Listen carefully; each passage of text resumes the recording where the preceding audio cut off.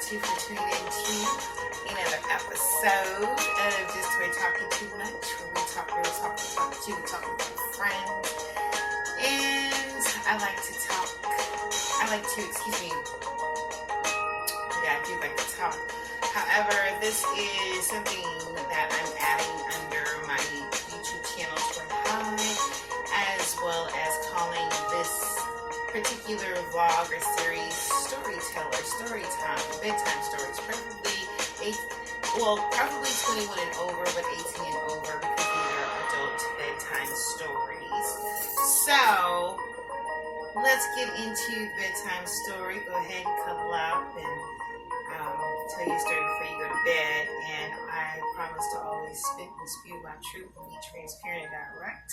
Regardless of how I'm being judged, this is a true story. And people can teach you two things: what to do and what not to do, and some of the things that I've done, what not to do, and some things are examples. They're my stories of working in the entertainment industry, in my past, behind the scenes, my move to Atlanta, relationships, marriages, family, friends, shenanigans, drama, things that I've done in my past life. So maybe a story here and there that something's happened recently, but I have so many stories to tell. Like in my boogie voice, I got a story to tell. So let's get into it. This one is called the pesty, persistent, in quotation marks, or in brackets or parentheses, another stalker story. So this is the pesty, persistent, another stalker story. I was now probably back here living in Atlanta, still new to Atlanta, but living in Atlanta probably maybe almost a year, not quite a year as of yet. I made my moved in this complex, and within moving into this complex, I had met an individual, a man, of course. And this man came up to me and told me that there was another man that was working on his car, and that he had noticed me when he'd come over to do certain things to the car, because they did have a rule. I won't say it's a law, but a rule that you couldn't, work on your car on the premises. But of course, he was sneaking because the man couldn't move the car or what have you. So, and we were in a type of a complex where the leasing office wouldn't see him unless there was someone driving around a little golf cart and saw him. So I was like, oh, okay. He says, he wants to take you out. When I saw the guy, I was like, okay, no, not even at all. I am a heavy person, so I don't want to make it sound like, but I do have standards, regardless of me being larger than what I have been in my life, too small, too lost weight, whatever. I've never been attracted to heavy men, especially men that have stomachs. And I'm saying this was short and he had a stomach, and it was unattractive. So when the gentleman approached me about him, I was like, oh, okay, and I laughed it off. I said, well, tell him I said hi, and, have a great day. Well, the guy had ended up being over there, coming over to the guy's house. I believe, in my opinion, when he fixed the car, then it seemed like he was always there. And there was a front door and a back door. So our back door led to the back of the complex and, to parking and stuff like that. So I would always see him. He would it seems like he was, just waiting for me or looking out for me, waiting for me to come home. It just seems like that all the majority of the time that I seen him, all the times that I did see him, because I won't say all the time, but all the times I did see him. And Anyways, he was always speaking in this one particular time, like, hey, giving a compliment. Oh, okay, thank you. And I'd wave and, go upstairs and go to my place and let that be the reason to fade to black and roll my eyes upwards like if. So one day he finally got the courage up to come and speak to me, step to me, and he says, I would really like to take you out. And I go,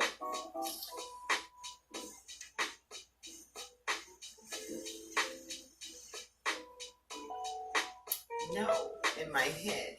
But it's really hard for me to be mean to someone. So he asked me, was I seeing someone?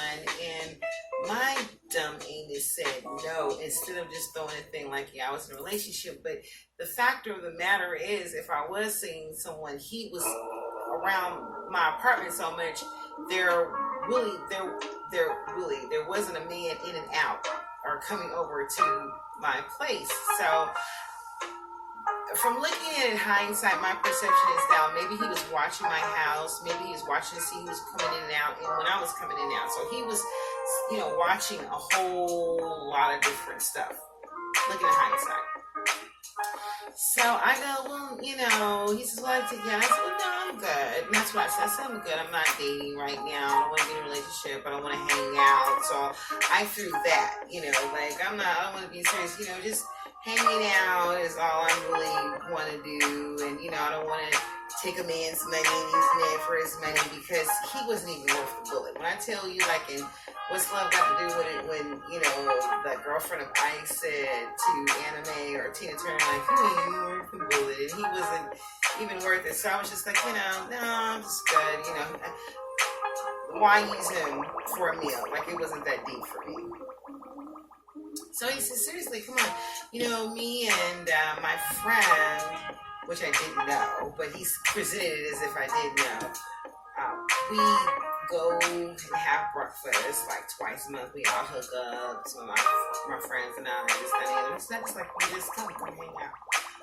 So I was like, this is a lot of drama, this is a lot of talk, and I was like, just hang out, right? And he said, just hang out. So he said, we go to breakfast. Well, he did say what he mean, and he did mean what he said. There were, I believe, 4 other people that went out with us to go have breakfast. And he had picked them up. Now, here's the thing. First and foremost, I didn't want to go out with the man because he wasn't my type physically at all, And of course, now he has my number in order to call me to just go hang out. So he says, well, this Saturday, give me a call and, we'll talk this, that, and the third. Okay. So I'm thinking when someone takes you out to breakfast, they take you out to breakfast. I wasn't expecting, some bougie place to go eat and all of that. I was expecting, at least some place different that I've not gone to. This man decides to go to the Waffle House.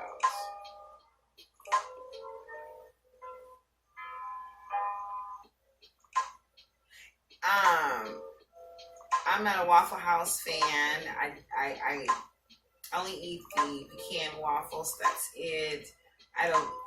Even when I was eating meat, I didn't eat anything else out of there. I understand that everybody says, oh, the food is great when you're drunk. It's club food, high food, drunk food.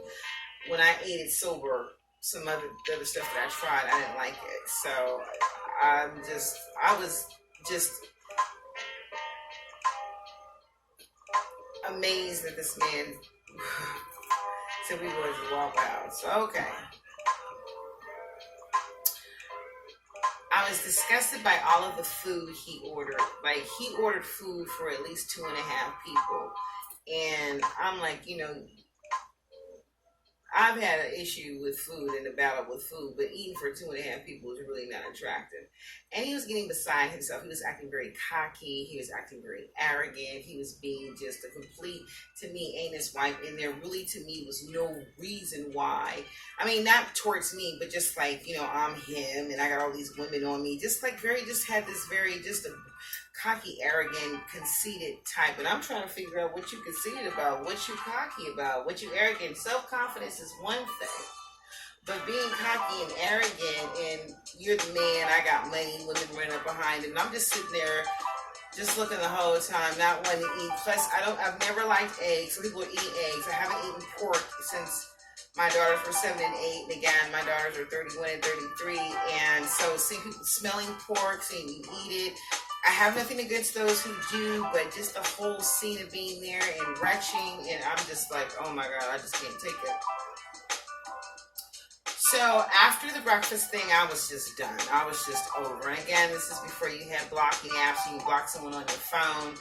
So he was like a do not answer number 2 or 7 or 8 or 10 or 12 or a DNA, 6, 7, 8, 9, which means that anytime any of these numbers pulled up on my phone, via call or text message, I would automatically not answer because I would see it. I wouldn't even care to read the text message.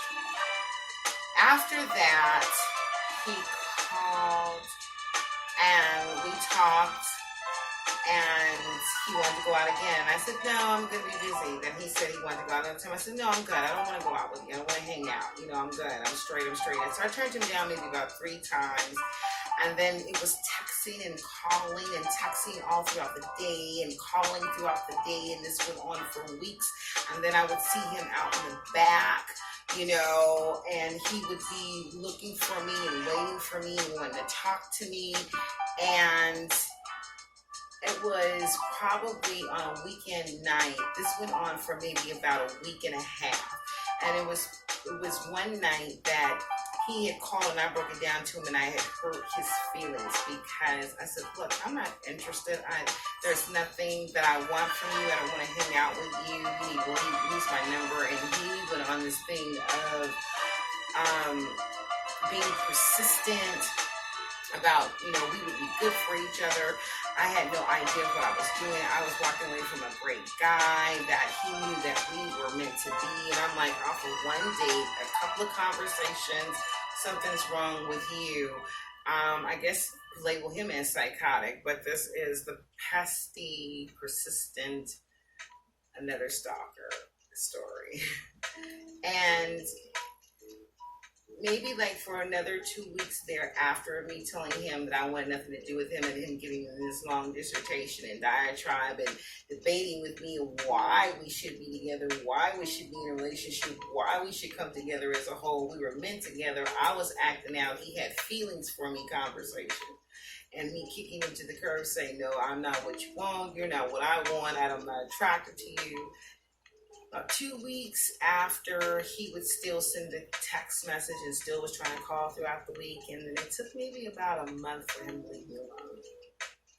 Well, that's another storytelling, bedtime, story time for my adult story. This is Just Toy Talking Too Much. I can be reached at www.justtoytalking2much.com on Instagram, Just Toy Talking Too Much. Facebook, Just Toy Brick Expressions. And when you go to the website, there'll be a subscribe box. That'll appear on the screen. Go ahead, put your email address in there. You'll be updated, not inundated with vlogs, write-ups, interviews, and articles, as well as this bedtime series, story time telling, is brought to you by 7 High Productions. MP Entertainment. They can be found at Malicious Pleasure Entertainment. They do public relations, social media marketing, advertising, promotions, events. They can be found on Facebook and Twitter, as well as Instagram. Living Life in the Glamour Slang. It is an online groom boutique. They can be found on Twitter, Instagram, and Facebook, and that's DANSTA glam.com. I'm out. Ooh. And thanks for tuning in. Until next time, and I tell you a story before you go to bed. So now it's time for me